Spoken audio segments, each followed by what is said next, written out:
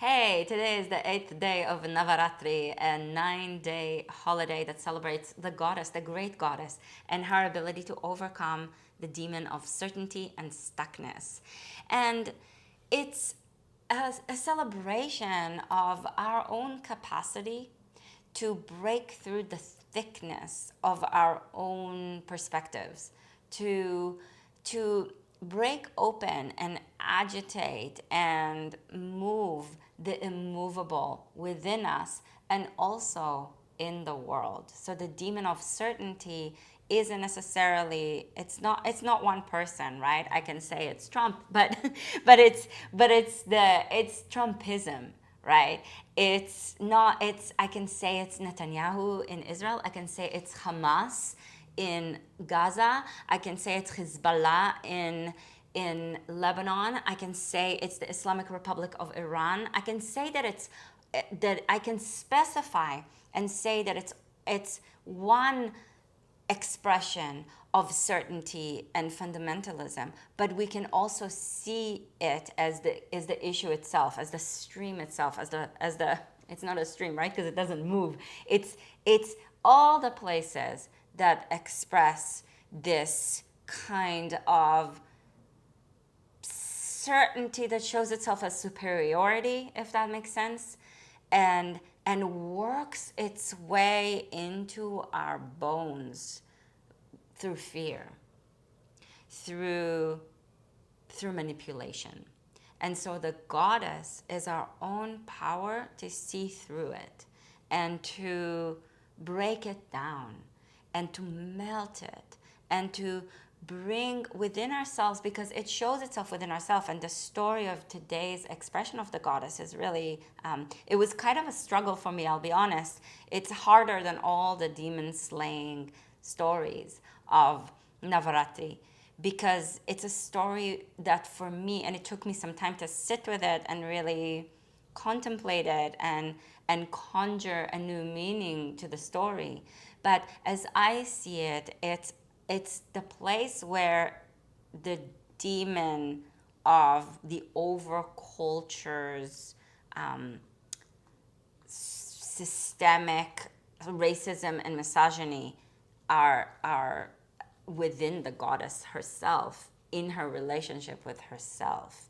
Because today's goddess is Mahagauri, and Maha means great in Sanskrit, and Gauri means bright. And it refers to her bright and light complexion. This is hard, right? Because it is a story that holds in it racism, and we have to sort of play around with it and see how we can, and see the ways that we can see that, so that we can create and craft new meaning within it. Because after she is Mahakali, she is the Kali Ratri of yesterday. So the 7th day of Navaratri is when she takes the form of the darkest part of her, and that is the part that is able to overcome the demon of stuckness. It's actually through the darkness that reabsorbs, and it's the ability to absorb and reabsorb and assimilate and own our own demonic. But then it seems to me, and this is my interpretation, and you can have yours, and we can have a conversation about it if you'd like in the comments, and we can explore it together, because I am definitely not stuck in the way that I'm seeing it, but I've definitely, after deep contemplation today, I'm seeing it in a certain kind of way, but it's not with certainty, if that makes sense. But this is the goddess. She's assimilated the demons, but now it's almost like she's now has some thoughts about herself that are demonic, because she's tired of being dark. Literally, the story is of the goddess Parvati being tired of being called dark, being called Kali, of holding the image and the energy of the goddess as her fierceness and her darkness. Now, yes, fierceness and darkness here are coupled, and we can also teach ourselves to uncouple it, to take it in different directions also, so that we don't necessarily think about it as as this is the only way to see it, because darkness can be serene. Darkness is the night. Darkness allows us to rest, to sleep, to have a sense of serenity. And it's interesting that the goddess herself, because obviously it's a story created by a culture, sees her own darkness as coupled with ferocity, and she wants a break. Now we can see the racism in it, right? Because racism is in every culture, and we can see that there's problematic in the goddess not wanting to be dark skinned anymore. She literally goes to Brahma, the god of creation, and says, change me, let me be of bright complexion. So crazy, right? And there's another layer of the systemic misogyny here, that she goes to a male god. She forgets that she is the goddess. She's the great goddess. She's the great power. She's Shakti. She's the power of the universe. And she forgets how powerful she is. She goes to a male god to ask him for help to change her to be to have a lighter complexion, to have a lighter skin. Oh, makes me so sad when I think about that. Right? Because it's an expression of a problematic way of the world. And crazy how far in the world these ideas got, right? So then Brahma actually knows, with all the other gods, that we can't let Kali become bright and serene. We need Kali's ferocity if we are to deal with demons. And she asks, she begs, and he says no. And she goes into the river. She goes to the Ganga river in the Himalaya, and she wants to bathe in the river. And the river is, of course, another goddess. Ganga is a goddess, not just a river. And of course, it's an expression of her, because she is all the goddesses. And she goes into the river, and it's her herself in the form of the river, in the form of flow, in the form of something that isn't stuck, right? That washes off the darkness of her skin. Problematic? Yes. It washes off the darkness of her skin, but she comes out and she is bright and radiant, which of course she is also bright and radiant when her skin is dark.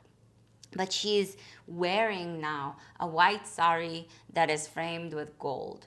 So it's all very light and bright. And it's almost like the problematic relationship in spirituality with the color white and with light. Because we know through the stories of Navaratri, we know through our own self, we know as we look at the world, we know as we reclaim the power of the feminine and the power of darkness, and work on seeing all the places where systemic racism and misogyny have taken over. We see it and we go, no. Spirituality focuses too much on the light, not at all enough on the darkness. And we gotta reorient ourselves toward the dark so that we can be the wholeness of who we are. And the goddess forgets, right? So she comes out and she's that expression of spirituality in the way that we might think about it and see it, like this light, it's all love and light kind of an energy, right? She comes out, she's all love and light and serene, which is great because we need that too. It's not that we don't need that. It's just that can't be the only way. That can be the only goal. We can't have Kundalini only going up to merge with the divine as the masculine, as Shiva, and forget that she's a goddess of the subterranean darkness, and that's where her oracular power is, right? If we connect Kundalini to Pythia. So, and we can connect all the snakes and all the serpents from all the mythologies and weave them and let them tangle together because they are related to one another. And so she comes out, but then she hears the cry. This is the most beautiful part. This is where the story really allows us to take that in as a deep invitation to recognize what's that the whole is needed, and in fact that the whole, that the entirety is in the darkness, because the universe is held by dark matter, for crying out loud, right? Like the universe is held in the darkness. The birth of everything that exists, the birth of the cosmos comes through the darkness, and all the explosion of stars that become light are they're birthed through the intensity and the ferocity and the darkness. So she hears the cry of people, and it's a desperate cry, and she goes to the temple and she discovers that all the people are crying and chanting and begging and praying for Kali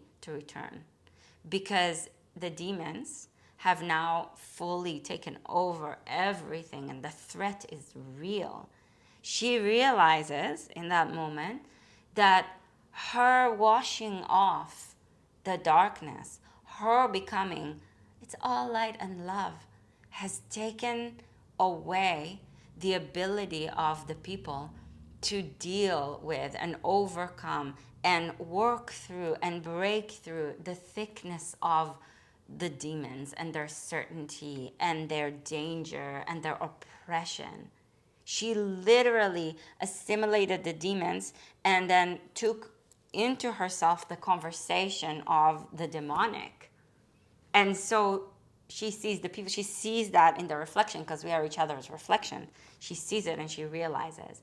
And she returns to her Mahakali form so that she can again battle and slay the demons. Right? Isn't that great? So we have to go into our own processes with the way that we internalize the over culture's conversations, and we have to go through what we go through so that we can have the realizations, the recognitions, and the reclamations of the entirety of ourselves.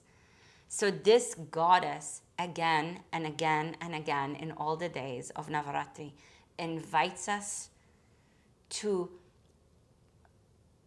receive our own vulnerability. She's in her imperfection when she thinks she needs to be perfect by becoming light skinned, right? She's imperfect when she thinks she's not perfect because of that, right? Like the invitation here is to break up with perfection, with perfectionism, with ultimacy, with the idea that something needs to be unbroken in order to be able to be whole, when in fact she is the expanse of the universe that keeps on breaking, that keeps on moving deeper into the vulnerability, into her own conversation with herself, into her insecurities, into the way she's internalized society's projections, into the way that she is struggling with her own appearance, right? Isn't that actually so beautiful? Because it's an invitation into our own conversation with our own self, with our own vulnerabilities, and with our perfect imperfections, with the beauty of our inability to fully love ourselves, so that we can keep working on ourselves. But we have to love ourselves, right? But we have to question. So it keeps going back and forth between vulnerability and strength, because they're expression of the same thing. They're different aspects, just like the goddess breaks into many forms to become all the aspects of ourselves. So I almost didn't do this day of Navaratri because I was struggling with the racism and misogyny in this story. And now I'm so glad that I did, because now I'm embracing the invitation of the problematic of the story, to take ourselves into the problematic stories and conversations in our own selves, so that we can keep entangling, connecting, weaving the tapestry of the world with and in the knots have spaces of softness and vulnerabilities so that we can create more meaning, deeper meaning, further and further the conversation and the possibilities through our work on ourselves and on society. So if you are into that, if you're into stories, if you want to work with your own vulnerability and the world's imperfection, with gathering your strength and breaking down patterns and systemic problematics within you, then please join me for Bond with Your Life. It starts this Sunday, October 13th. If you're watching this on time, yes, please join us. It is going to be a powerful journey of yoga and mythology and a great support for this stressful election season here in the US. Support as we go through the horror of what's going on in the Middle East. Support for us in the everyday and the struggles. Maybe it's midlife crisis for you as it is for me. Maybe it's different struggles. Maybe it's just the tiredness and exhaustion of living in the world nowadays. So it is a course that helps us gather tools and forge tools in the fire and the intensity of the crisis so that we can strengthen ourselves and actually open ourselves more toward one another. It's a deep journey into connection within and around. It's called Bond with Your Life. All the information is on mamamandala.com. It's a 6-week course, but you get to keep the materials forever and ever. I really hope that you can join me. If you have any questions, please don't hesitate. Reach out. Subscribe to our mailing list over on mamamandala.com so that you can get the information. But the info is also there. I will leave a link for you in the description of the video. And I so hope that you can join us on this journey. And there's also a little essay that I wrote about this goddess that we played with today, Mahagauri. So you can check that out also on mamamandala.com. And let's chant with her a little bit. She has 4 arms. She holds the trishul, the trident, in one of her hands, which is the unfoldment of the universe. It's her threefold. It's the way that she is maiden and mother and crone. She is past, present, and future. She is the complexity of the universe embodied. When she holds the trident, she tells us the story that is not just one story, but it's a threefold story, which means it is going to unfold in many directions and into many pieces. And she also holds abaya mudra in one of her hands. She has, I believe, vara mudra in another one of her hands.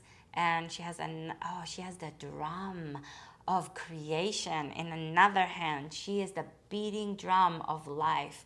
And it takes us into the way that our own beating heart, our own life is going to take us through paradox and dichotomy and take us into, it's a drum that goes like this, and it takes us into the movement this way and that way, into the pulse and into the sometimes uncomfortable and yet necessary play between darkness and light, between the different aspects of our being, between the inside and the outside, between the overculture and the individual, between the collective and the personal. So it takes us into dichotomy. So we're gonna do a mudra. We're gonna do Trishul mudra, this mudra in one hand. I'm doing it with my left. It's going to be your right. And I'm going to switch it because I really love Abhaya mudra, the mudra of the courage, of the depth of our heart, in my left. So you can do it in whatever way that you want. So you can hold Abhaya in front of you, and you can let Trishul either stand like this or rest it on your thigh and allow your eyes to soften. You can let them close. Mine want to close immediately as I start to talk about it. So however you feel in your body. You can allow your eyes to soften or close and turn your attention to your breath. And feel the pulse of life as the pulse of your breath moving through you.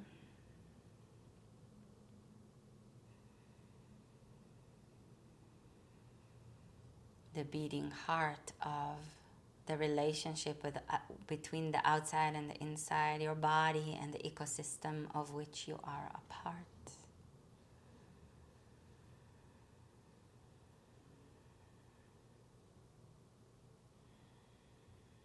And we'll chant, we'll invoke the presence of Mahagauri that teaches us about our own vulnerability to the problematics of the systemic issues in our world and our ability to overcome those, to turn ourselves back into the fullness of who we are. Om Devi Mahagauriye Namaha. Om Devi Mahagauriye Namaha.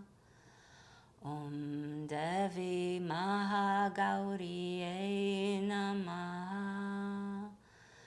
Om Devi Mahagauriye Namaha. Om Devi Mahagauriye Namaha. Om Devi Mahagauriye Namaha. Om Devi Mahagauriye Namaha. Om Devi Mahagauriye Namaha. Om Devi Mahagauriye Namaha.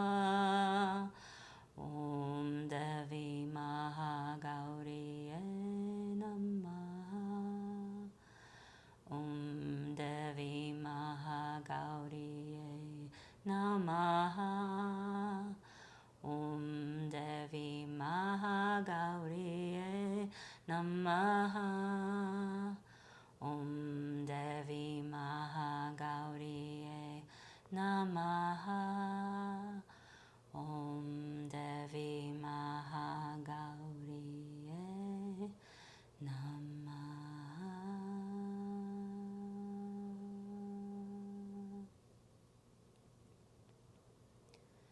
Join Abhaya Mudra, the courage of your being, with Trishul Mudra, with a trident, the threefold of who you are and what the universe is, together into Anjali, together into the heart's deepest offering, and offer yourself the complexity of you, the complexity of the world, the dichotomy and the nuance that this goddess keeps inviting us to explore, the ambiguity and uncertainty that she invites us to remember as our strength, the receptivity that she calls upon to tell us that our power is in the movement between things. Thank you so much for joining me. I hope this is interesting for you. If it is, and you're not yet subscribed to this channel, subscribe to this channel, will you? Put a like on this video if you liked it. And sign up for Bond With Your Life, because it is going to be an amazing, transformative, deep, nuanced, full of rich, complex, and profound lessons. And I can't wait to go there with you. So I'll see you soon, okay? I'll see you tomorrow for day 9th of Navaratri. And take care, okay? Mwah. Namaste.